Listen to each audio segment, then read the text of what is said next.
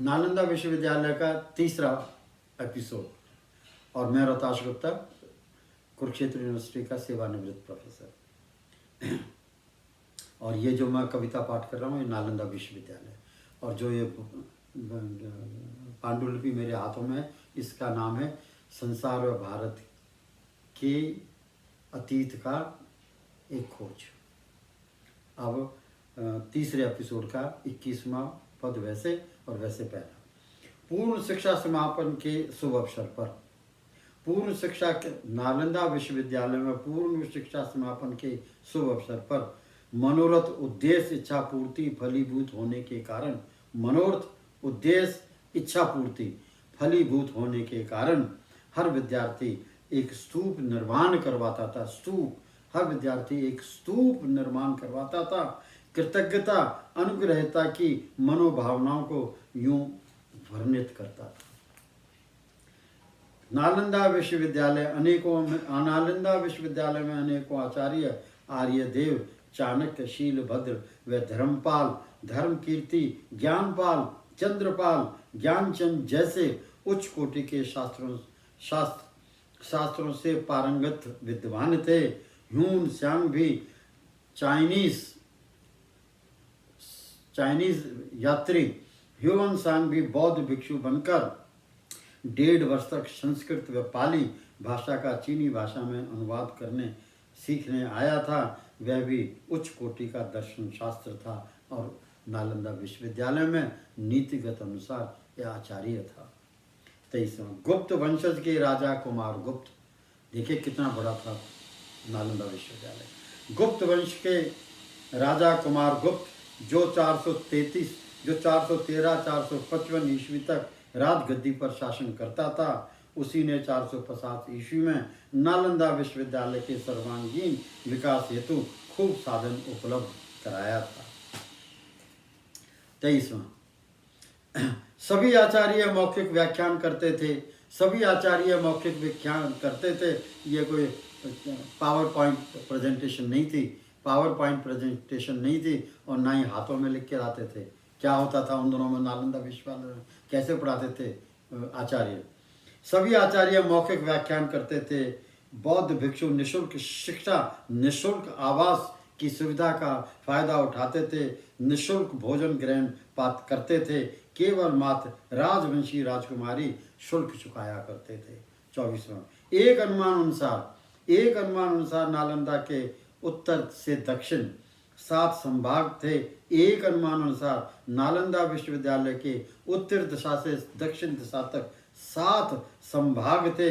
नालंदा विश्वविद्यालय जिसे चीनी यात्रियों ने खूब सराहा था, 5वीं शताब्दी से 12वीं शताब्दी की समय अवधि में कुल 800 वर्ष तक शिक्षा ज्ञान की ज्योत जगाता रहा था। 25वां पद 6वीं शताब्दी व 7वीं शताब्दी का काल। 6वीं शताब्दी व 7वीं शताब्दी का काल नालंदा विश्वविद्यालय का स्वर्णिम काल था। गुप्त वंशज के राजकुमार कुमार गुप्त ने वर्ष 450 ईस्वी में विशेष प्रयासों से नालंदा महाविहार का उदयमान कराया था, आविर्भाव कराया था। 26वां विश्व प्रसिद्ध चीनी यात्री श्री हेवनसांग 7वीं शताब्दी में भारत भ्रमण पर आया था। कुल 1.5 वर्ष नालंदा में आवास किया था। बहुत ही बड़ा दर्शन शास्त्री था हेवनसांग। भारत में नालंदा का सच्चा प्रशंसक था हेवनसांग। अब 27वां पद नालंदा के भाग में विध्वंस लिखा था। दुख की बात है कि नालंदा के भाग में विध्वंस लिखा था। इस स्थापना कला के नमूने में भयंकर विध्वंस लिखा था। एक दिन इस भव्य शिक्षा केंद्र का नालंदा विश्वविद्यालय का जड़ मूल से विनाश होगा। यही समय के न्यायाधीश ने अपनी दैनिक दिनचर्या पत्रिका में लिखा था। एक दिन टर्की से एक आतंकी आक्रमणकारी तुर्क आया। एक दिन टर्की देश से एक आतंकी आक्रमणकारी तुर्की आया। बहुत जालिम था, वह बहुत दुष्ट था, बहुत निर्दयी था, जिसके अमानवीय हृदय में जिसके अमानवीय हृदय में लोहा पत्थर घृणा का आक्रोश से भरा था, सन 1100 ईस्वी में पुस्तकालय व समूचे विहार पर हमला कर दिया था, भयंकर अग्नि के सुपुर्द कर दिया था। वह आग इतनी भयंकर थी, नालंदा विश्वविद्यालय में जो तुर्की आतंकी ने आग लगाई थी, वह आग इतनी भयंकर थी कि 6 माह तक तांडव बनकर लगातार धू धू करके जलती रही। जनमानस, भवन संपदा, आचार्यों व बौद्ध भिक्षुओं को भूखे भेड़िए की तरह चीर फाड़ कर ध्वस्त कर कर दावा नल बनकर निगलती रही। अंतिम तीसरे का कारण क्या था?